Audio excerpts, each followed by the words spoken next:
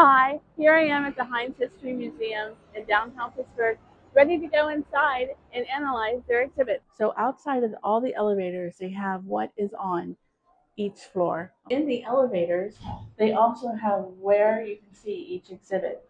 All throughout the museum, they also have who they have partnered with.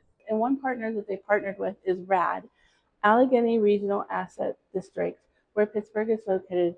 A 1% sales tax is put on all purchases that goes directly into RAD, so the money can be used for all nonprofit organizations. So the Heinz Museum has a whole exhibit, a whole floor dedicated to Heinz Corporation. And here are some of the partners that they partnered with to make the exhibits. So all of this is very interactive and digital, but the one I found most interesting was over here on what you could do with the Heinz products once they came to your table.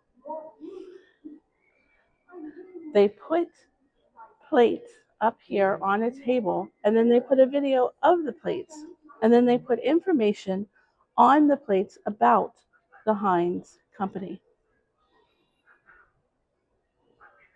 Exhibit I wanted to show you, this is George Westinghouse, and it's very interactive. You have a board right here, and you touch on something, and the screen will come up, and you whatever you want to touch on. That's a picture of me and my neighbor during the Civil War. Example of a non-digital exhibit. This is Andrew Carnegie, and what they did is they made a life-size replica of this. And the way you can tell it's life-size is because they put him right next to a measuring tape. He was only about 5'6" tall. Here is an exhibit about the Homestead Strike in 1892. This epitomizes Pittsburgh and the steel industry. This is a voice. And this homestead strike is still very important today. It still is a sore spot for Pittsburgh. So here is another interactive non-digital exhibit. This is a voice of the community. This is all about coal mining, which is also a very important part of Pittsburgh history. So here is a display, an exhibit about the immigrants and what they did when they moved here and how they lived. We have the clothes hanging from the line between the houses that showed how they dried their clothes.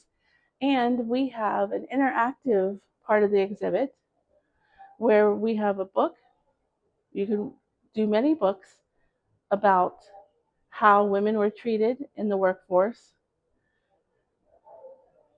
what it was like to live in Homestead where there was a steel mill, and what it was like to be a steel worker. So we have an interactive display here, the voice of the people, where they show what the city, what the towns might have looked like in the early 1900s. And also they have a crosswalk here for the streets, one way going to the 18th century, one way going to the 20th century, and another way going to the 19th century. Hi, so this is another interactive exhibit. This is Mary Lou Williams. She was a jazz musician from Pittsburgh. She was born in Atlanta, but she moved to Pittsburgh when she was 5. And then she moved to New York in 1942 to start a band. And here is the display that they have.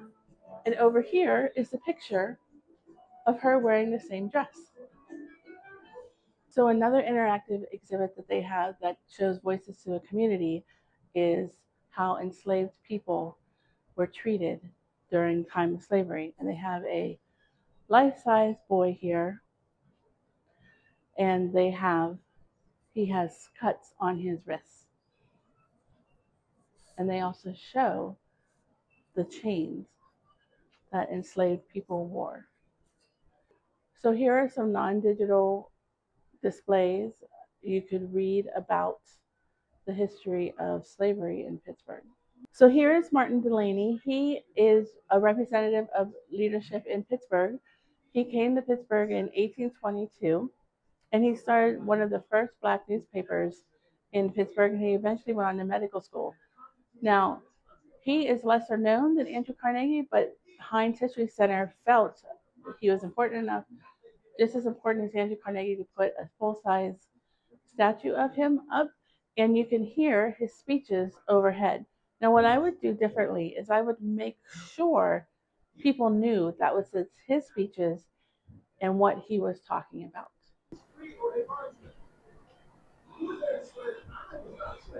So here is one of my favorite interactives. This is Martin Delaney's house, and they show a 3D rendering of what his house might have looked like on the inside. And then over here, we have the Monongahela house, which is also 3D. And this was part of the Underground Railroad where they brought the enslaved people in, posed them as servants until they could get them out. And also for their interactive, they put the houses on a map where they lived in the community. Here they have an interactive exhibit about the Civil War and how enslaved people were expected to fight in the Civil War. And then they have overhead music from the Civil War battle. What I would change is I would keep the music continuously flowing.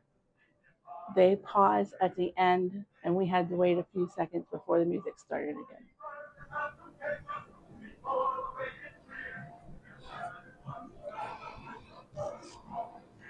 So this is another exhibit which I think represents voices. This is about Dr. George Turfley, an African American doctor in Pittsburgh from and this picture was taken in 1910. And they end the exhibit with almost a life-size picture about civil rights and a century after freedom. So here is a replica of Mr. Rogers' set.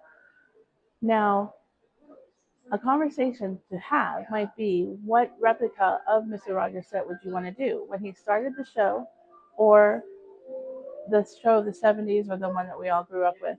In the one that we grew up with, when I grew up with, the bench was in front of the steps, the closet was over, and the picture was next to the closet. Also, I am not too crazy about how they made Mr. Rogers look. They have King Friday's castle, which is pretty cool just to look at. You don't even need anything except just to look at the castle. And then they also have some of the puppets, Chef Brockett's attire. Here is his famous tree from his show, and they have music playing, which is digital.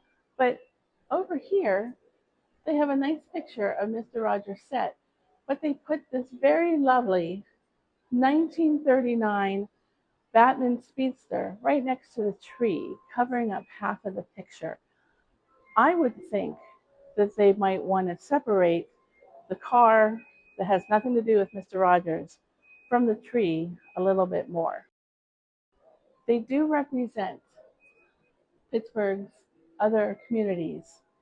So this is community representation. What I would do differently, we had the coal miners, we had the steel mills, we had African American people. I do not see a large Jewish or Irish population. There is a large Jewish population in Pittsburgh, and I would like to see more solid representation of the Jewish community. Here is another interactive exhibit. This is pictures of all 90 neighborhoods in Pittsburgh, and they have a digital display here. They do not tell you what neighborhood you are going to click on. You have to click the neighborhood first. Then they tell you what part of town you are in and what you are looking at. And over here, they have the second part of the display on this side. I think in digital land today, they might want to put all of the pictures on one display and do it that way instead of separating these two up. So this is an example of a digital interactive exhibit for the entertainers at Pittsburgh. They are all along the bottom here. And say I wanted to know about an entertainer. Say I wanted to know about Michael Keaton. I would just press on his face and information about him would come up. But the thing about this that is really hard, How do I get back to the list that is at the bottom? I would have to know to hit on the community, creative community. And so over here, this is an example of non-digital. This is Westinghouse, 1939, the New York World's Fair.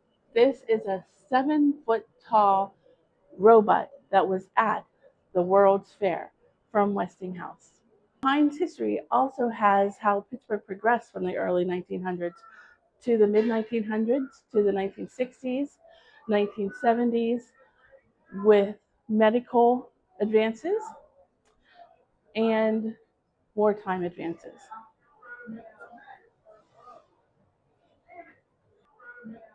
And now electric cars. So, in order to supplement the income for the Heinz History Center, they often rent out the space, the first floor, for events. And as you can see, they're setting up for an event this evening. This is interactive. You can actually get up in a trolley car.